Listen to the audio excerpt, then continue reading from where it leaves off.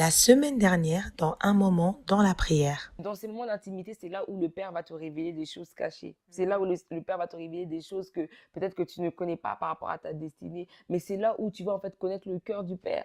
Ça veut dire qu'il y a des moments d'intimité que tu vas avoir avec le Père que peut-être en groupe tu n'auras pas, parce qu'en groupe peut-être qu'on va parler, peut-être on va prier pour la francophonie ou on va prier pour l'Europe, mais dans ces moments d'intimité, c'est là où vraiment tu vas vraiment rentrer en profondeur dans ta relation avec le Seigneur. Alléluia. C'est fort possible de pouvoir vivre la joie de Dieu dans la prière seul. C'est fort possible de vivre l'onction de Dieu dans la prière Yeah. Seul. C'est fort possible. Dieu nous appelle individuellement à la prière pour expérimenter quelque chose. Alléluia. Parce que je vous assure qu'il y a des situations que vous vivez là maintenant, elles n'auraient jamais existé si vous auriez une vie de prière. Ouais. Quand tu sens le mal, même la Bible dit quoi? Prier sans cesse afin de ne pas rentrer en tentation. Ça veut dire que en tant qu'enfant de Dieu, si tu sens une tentation, tu sens qu'il y a quelque chose qui est un peu bizarre autour de toi, c'est le moment de prier. Prions quand ça va. Quand ça va bien. Quand ça va bien, prions. C'est-à-dire que le Saint-Esprit, quand tu pries et tu as une prière individuelle, c'est-à-dire que s'il arrive quelque chose dans 2 semaines, le Seigneur va te parler. Fais attention par rapport à ces choses-là. Mais des fois, les choses nous arrivent soudainement parce qu'on n'a pas de vie de prière. Il a entendu le décret. C'est ça. Mais le décret n'a pas changé sa position. Il a continué dans les lieux secrets. Il a continué encore à prier. Il a continué dans les lieux secrets. Toutes ces choses à vous avoir entendues. Faites comme Daniel. Faites comme Daniel. Entrez dans la chambre. Fermez la porte. Si on retourne dans Matthieu, c'est clair que non. Il n'est pas seulement dit rentre dans les lieux secrets. Il a dit quand tu rentres, ferme la porte. Toute distraction. C'est ça. Tout ce qui pourrait emmener la peur, la crainte. Tout ce qui pourrait emmener le manque de foi. Tout ce qui pourrait emmener des voyages de pensée. Alléluia. Tout ce qui pourrait emmener toute distraction dehors. Plus quand tu dis ça, c'est que ça me faisait penser à que s'il y a une situation qui t'arrive à toi, c'est que tu as le pouvoir de surmonter cette situation. C'est pas la montagne du pasteur, c'est pas la montagne de la sœur Claudette, c'est ta montagne à toi. Ça veut dire que le Seigneur t'a donné cette force à toi de pouvoir surmonter cette montagne. Ça veut dire que par ta prière, le Seigneur est capable largement de changer ta situation. C'est pour ça qu'il faut comprendre que on n'est pas tenté au-delà de nos forces. Il sait très bien que cette situation est difficile, mais il sait aussi que tu as cette capacité par la prière de surmonter cette maladie, de surmonter ce chômage, de surmonter ces malédictions, comme tu as dit, qui sont dans les familles. Mais qu'est-ce qu'il faut faire, c'est quoi? Prendre la décision de se lever. Prendre la décision de dire que maintenant, enough is enough. Maintenant, là, c'est le temps pour moi de me lever, moi, en prière. Pas le frère d'à côté, mais moi, me lever en prière et de dire que maintenant, c'est fini. Je prends maintenant l'autorité que Dieu m'a donnée dans la prière. Et je me lève et je prie. Nous vous proposons la suite de ce programme. Et je voulais rejoindre aussi ce que tu disais, c'est que le Seigneur n'attend pas de nous d'être un peuple réactif.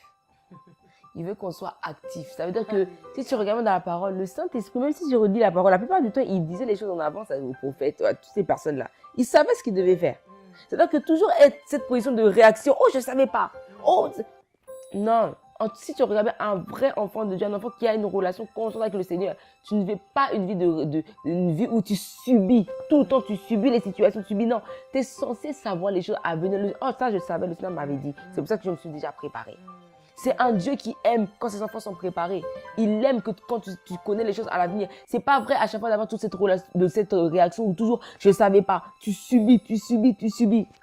C'est pas la volonté de Dieu. Et la prière va te permettre aussi de veiller. Ça va te permettre de rester en fait alerte par rapport aussi à ta propre vie. Quand tu ne pries pas, tu commences à t'endormir aussi spirituellement parlant. Et ça va te permettre d'être éveillé par rapport à ton foyer. Si tu constamment, comme tu as dit, constamment d'aller les prier. Ça veut dire que quoi? Il avait cette alerte, il veillait. Il avait les yeux ouverts par rapport à sa situation. Aujourd'hui, tu ne pries pas, c'est pour ça que cette situation s'endort aujourd'hui. C'est pour ça que les situations ne changent pas. Parce que c'est comme si en fait tu ne veilles plus par rapport à ta propre vie.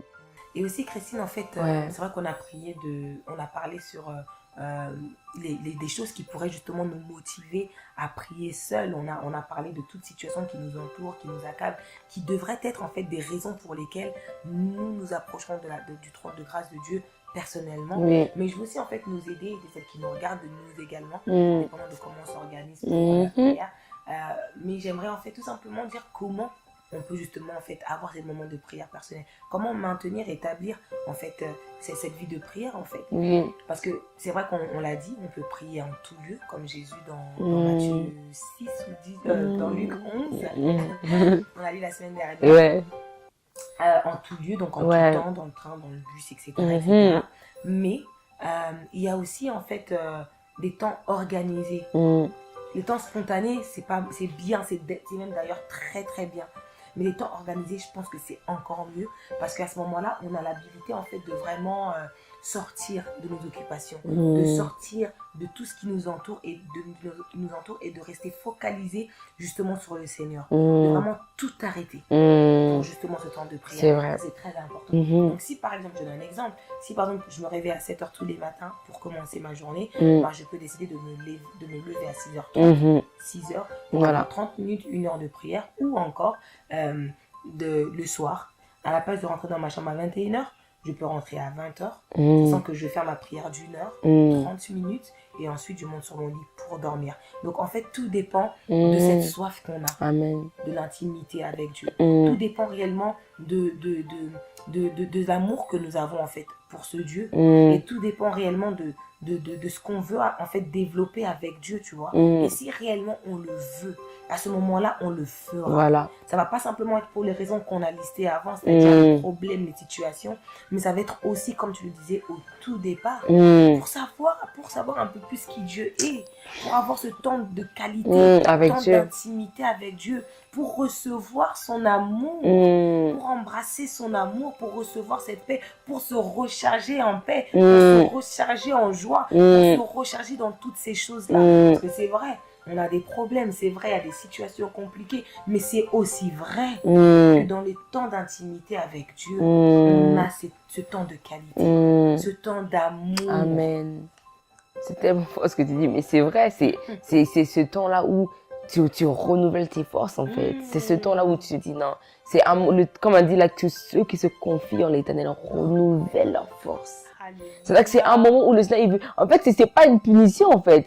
C'est pour te renouveler, c'est pour toi, pour te ressourcer. C'est un moment où le Seigneur veut te remplir de joie, de paix. Tu sais, il y a des moments, comme tu disais, on a des vies tellement occupées que t'es stressé, t'as le stress, tu te sens busy à beaucoup de choses. Mais quand tu rentres dans la présence de Dieu comme ça, tu rentres dans la présence de Dieu comme ça, le Seigneur vient, il te renouvelle tes forces. Il vient, il transforme, il te donne la force. C'est-à-dire que ce moment d'intimité, comme on a dit, c'est pas un endroit où le Seigneur veut te punir, ou non, c'est un moment où le Seigneur veut vraiment te recharger. C'est vraiment ça, en fait. Wow, c'est fort, hein. Très, très fort. Vraiment fort. Et quand tu disais aussi, tu parlais par rapport, par exemple, se réveiller à 6h du matin, par exemple, bah, moi, j'ai pensé par rapport au plat, par exemple. Si tu sais que le petit déjeuner, t'as fini ton petit déjeuner, tu vas, tu pries. À midi, tu manges tout, après, tu pries. Et le soir, la même chose. C'est-à-dire que tu peux te repérer par rapport au plat aussi de la journée. Ça, c'est un petit astuce pour quelqu'un. Au moins, tu sais que voilà, à chaque fois qu'il y a un plat, après, tu vois, tu passes un moment de qualité avec le Seigneur parce que de la même manière que ton corps physique a besoin de force, de la même manière que ton esprit aussi a besoin de manger aussi la parole. C'est vrai qu'on parle d'1 heure, c'est vrai qu'on parle de 30 minutes, mais si on commence à avoir peut-être 10 minutes tous les jours, 10 minutes le matin, comme tu dis, 10 minutes, 10 minutes le soir, et ben justement, ça va nous aider à augmenter aussi le temps qu'on passe avec Dieu. C'est Parce vrai. que c'est vrai que, moi, je l'ai dit la dernière fois, j'ai pas dit que de prier 1 heure, c'est pas bon. Ouais. Ce que j'ai dit, c'était que commençons avec ces quelques minutes sincères de foi dans la prière seule. Et après, avec le temps, tellement qu'on sera bien. C'est impossible d'être dans la présence de Dieu et ne pas bien se sentir. C'est ça. C'est pas possible. Tu vas tellement... Et comme tu le dis, en fait, on est stressé pendant toute la journée, ça a été compliqué et tout. Et ce moment-là où tu te poses et tu parles avec ton père et il t'emmène ce gros sourire. Et tu te sens super bien. Tu n'as eu besoin ni du frère, ni de la sœur, ni du pasteur, ni de quoi. Mais Dieu, énorme. Juste pour dire à quelqu'un, voilà, Dieu nous suffit. Dieu nous suffit pour justement avoir des temps de prière. Le frère, la sœur, c'est bien. Christine, c'est bien quand on a des temps. C'est vrai. Mais Dieu, être avec Dieu dans la prière, c'est tout ce dont j'ai besoin. C'est lui qui apporte la joie. C'est lui qui apporte la paix. C'est lui qui transforme l'atmosphère. C'est lui qui apporte la gloire. C'est lui qui apporte cette force dont nous avons besoin. C'est lui qui nous permet de nous ressourcer. Donc en gros, seul, je me ressource. Seul, je me recharge. Quand je vais avec les frères et les sœurs, on se recharge encore ensemble. Quoi. Mais seul, tu vois, c'est au moment-là où... Et en plus, même comme tu disais, l'intimité avec Dieu, c'est en fait toutes les vertus en fait de Dieu. C'est comme ça, en fait, ils sont dispo pour toi. Ça veut dire que des fois, tu vas dire, on va t'as une situation peut-être, je sais pas, tu te sens un peu frustré ou je sais pas, tu rentres dans la présence de Dieu, le Seigneur il change ton état. En fait, la présence de Dieu, c'est un endroit où on doit réellement aller parce que c'est la source d'eau vive. C'est là, la place de l'homme, c'est dans la présence de Dieu. Et quand on dit la prière individuelle, ça veut dire quoi? En fait, tout simplement, profite de cette présence-là. C'est la présence de Dieu, en fait.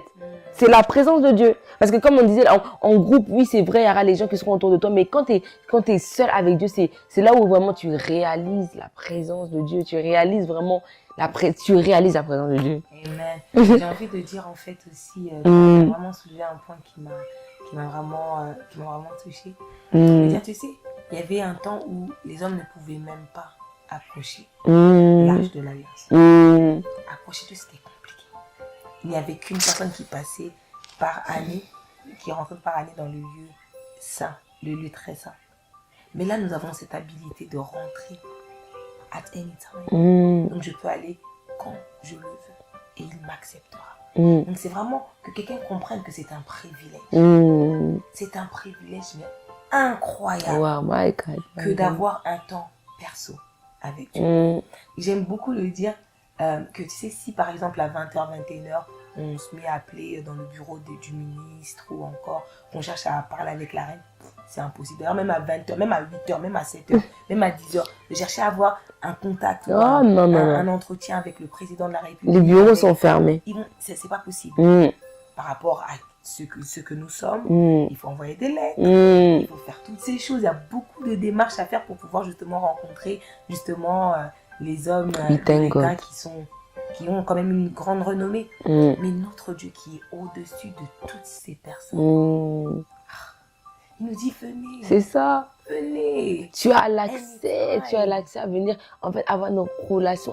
Mais tu sais que des fois, on ne s'en rend pas compte, mais avoir, en fait, tout ça, tu as une relation avec Dieu. Celui qui a créé toutes choses. Celui qui a créé le ciel et la terre. C'est-à-dire que c'est pas un petit rendez-vous. Tu as en fait un rendez-vous avec Dieu, tu as une relation, tu as une communion avec Dieu. Et des fois, genre, on ne s'en rend pas compte, on croit que c'est seulement, voilà, je vais prier. Non, comme tu as parlé du président, tu as dit qu'il faut envoyer des à plus forte horizon Dieu. Mais en fait, c'est un privilège, c'est un honneur de se dire que je vais passer peut-être même 1 heure, comme tu as dit. Même des fois, si on savait qu'il était Dieu, on n'allait pas dire les petites 10 minutes, 1 heure. Hein. On allait dire, non, je vais même 5 heures. Parce que plus tu réalises qui est Dieu, je te dis la vérité. Ça ne va pas te déranger de prendre du temps et de passer à la présence de Dieu. C'est que quelque part, il y a un problème.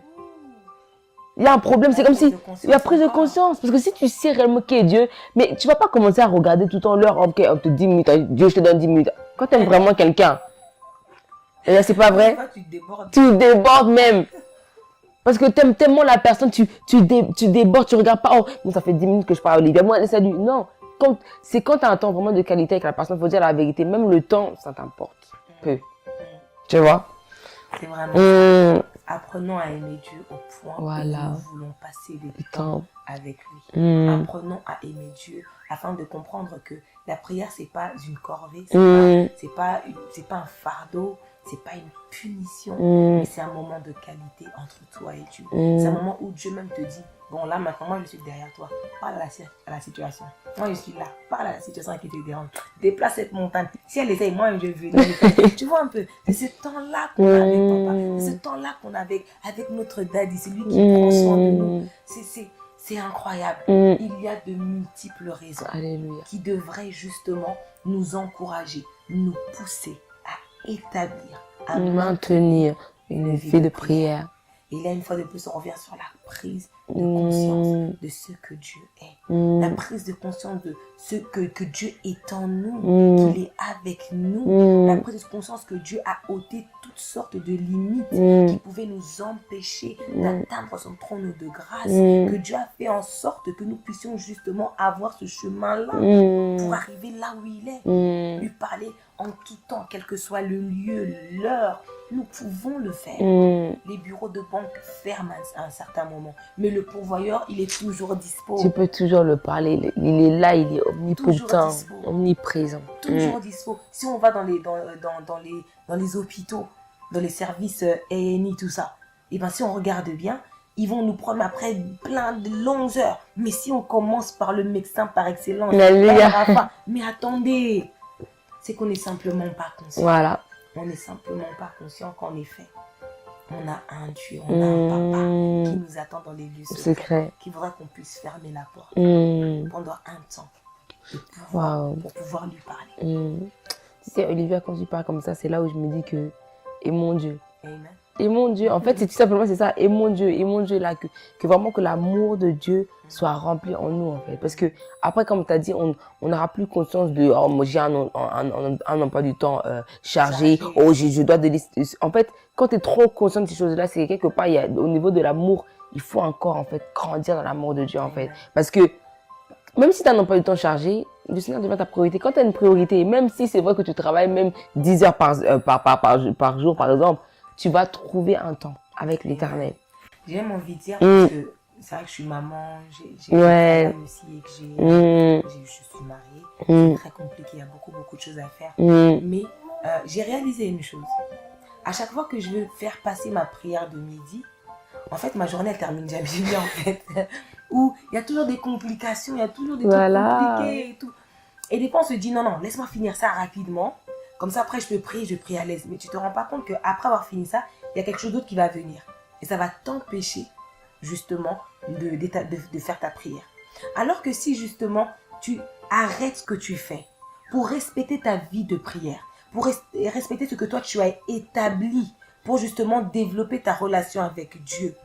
Mais je vous assure que le temps n'est plus rien. C'est vrai. Le maître des temps, les circonstances fera en sorte que tout ce que tu as à faire, tu vas le faire. Et tout ce qui peut même être éliminé de ta journée sera éliminé, mais tu n'auras même pas de problème. Pourquoi? Parce que le temps de qualité que tu as passé avec Dieu, c'est le plus crucial. C'est le plus important que toute autre chose qu'on peut faire. Gagner de l'argent, c'est bien. L'argent, pas. Mais Dieu reste. Et si même aujourd'hui nous mourons, l'argent ne nous suivra même pas dans la vie. Mais il y en a un qui vient jusque-là. Il y en a un qui vient jusque-là pour nous faire sortir et nous emmener de l'autre côté. Donc, j'ai envie de dire à quelqu'un, non, privilégions Dieu, aimons Dieu, malgré toutes les heures de travail, malgré toutes les charges et les responsabilités, gardons Dieu à la première position, première place. C'est vrai, parce que quand tu parles comme ça, c'est là où... Parce qu'en fait, en gros, notre relation avec Dieu, en fait, tout ce qu'on fait après, c'est les conséquences, en fait, de notre relation avec Dieu. Amen, c'est vraiment ça. En réalité, la qualité de notre vie, de notre intimité avec Dieu. C'est ça, en fait. Parce qu'en fait, tout ce qu'on est en train de vivre, en fait, c'est les conséquences, en fait, de notre vie de prière. Ça veut dire que si tu as une vie de prière qui est forte, dans tes études, ça va aller. Dans ton mariage, ça va aller. Dans toutes les choses que tu entreprends dans ta vie, ça va aller. Mais nous, on pense quoi? Non, laisse-moi d'abord faire ces choses-là. Et après, je vais me concentrer sur ma vie de prière. Et c'est pareil pour, par exemple, mes études. Je me dis quoi? Oh non, et tout, je vais d'abord commencer à réviser. Et je te dis la vérité, Olivier, écoute-moi bien. La plupart du temps, quand j'ai commencé par réviser, je peux rester comme ça pendant 2 heures. Je ne fais rien. Je suis là dans mes cahiers comme ça. Mais quand je me dis que d'abord, je vais prier, je suis tellement productive que, en fait, finalement, même les révisions, je me dis, mais attends, mais comment? Et je sais que c'est le Saint-Esprit qui commence à m'inspirer dans mes révisions. Je vois que je révise tellement bien et j'apprends tellement rapidement. Et je me dis que même dans les études, le Seigneur, il est. Mais en fait, je veux dire quoi? Que en fait, ton intimité, c'est la chose la plus importante. Parce que tout découle de ton intimité. Même tes devoirs, tes révisions, comme tu as dit, comment tu organises tes journées par rapport à ton couple, par rapport à tes enfants. C'est-à-dire qu'il ne faut pas négliger en fait ces moments-là. C'est un moment tellement important que, comme tu as dit, pour moi, personnellement, je préfère commencer ma journée avec Jésus. Je ne peux pas commencer ma journée le matin. Parce qu'au moins, je sais que je laisse ma journée entre les mains du Seigneur. Et le Seigneur, je lui dis, Saint-Esprit, dirige-moi, dirige ma journée. Parle-moi, dis-moi ce que je dois faire pendant cette journée. Parce que le moment le plus important, c'est quand on rentre dans l'intimité avec le Seigneur.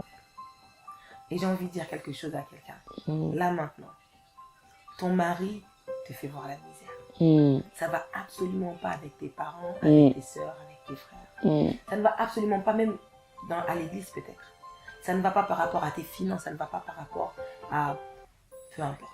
Ça ne va simplement pas. J'ai envie de dire que ta vie de prière peut changer plein de choses. Alléluia. Si simplement tu prends la décision de commencer à prier là maintenant, je t'assure qu'il y a plein de choses qui vont maintenant commencer à marcher.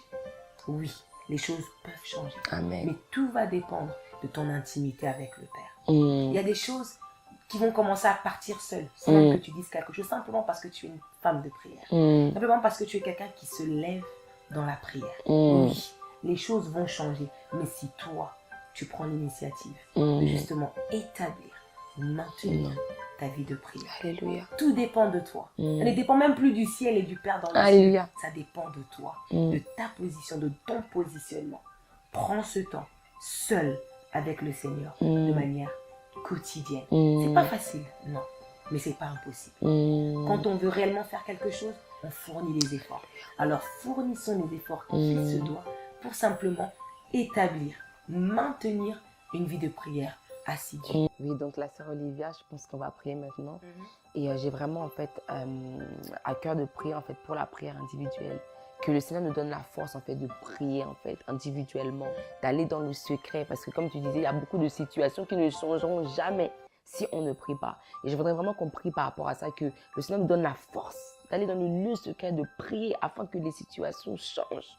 Donc j'aimerais vraiment qu'on prie. Alléluia. Oh my God.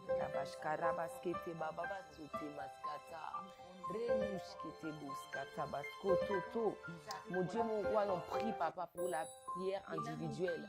Je prie que le Saint-Esprit nous donne la force pour prier, oh mon Dieu. Prier, ce n'est pas individuellement, mon Dieu, mon roi. Il y a beaucoup de situations qui doivent changer. Il y a beaucoup de choses qui doivent changer, mais c'est seulement avec la prière individuelle dans le secret que le Seigneur sera capable de changer les choses. C'est pour cela, papa, que je prie que le Saint-Esprit nous donne la force de faire des efforts pour aller dans ce lieu secret, dans la prière et prier, chercher ta face. Oh, Mareboshkata. Oh, je déclare que le Saint-Esprit donne la force à moi, mais la force aussi à Aya Olivia d'aller dans le secret et d'aller prier, mais aussi à ces personnes qui nous regardent.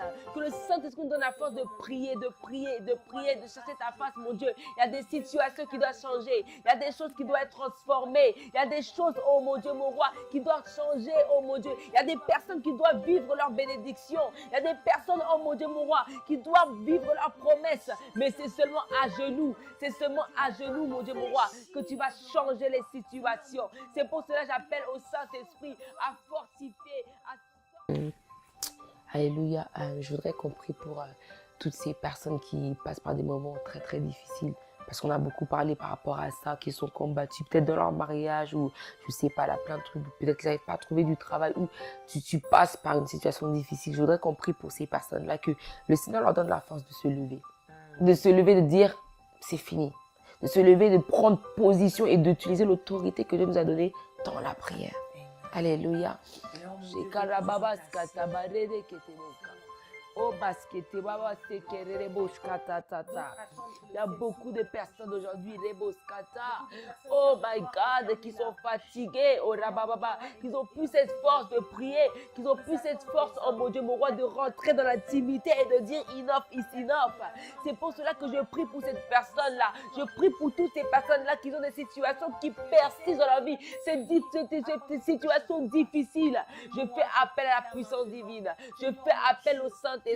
Je fais appel au Saint-Esprit de fortifier, de relever. Lève-toi, prends la décision de maintenant de fléchir le genou pour cette situation. Je fais appel au Saint-Esprit qui te relève maintenant. Lève-toi dans la prière, lève-toi dans la méditation, lève-toi, prends l'autorité sur cette situation et dis non, dis stop. Je déclare que ta bouche s'ouvre. Je déclare maintenant que tu commences à prier, tu commences à prendre position sur cette situation. Tu commences à dire non à cette maladie. Oh my God, reboshkete reboskata, morobobobo sakarabose. Makarabababa, mokorobo sakarabose. Tu as dit non.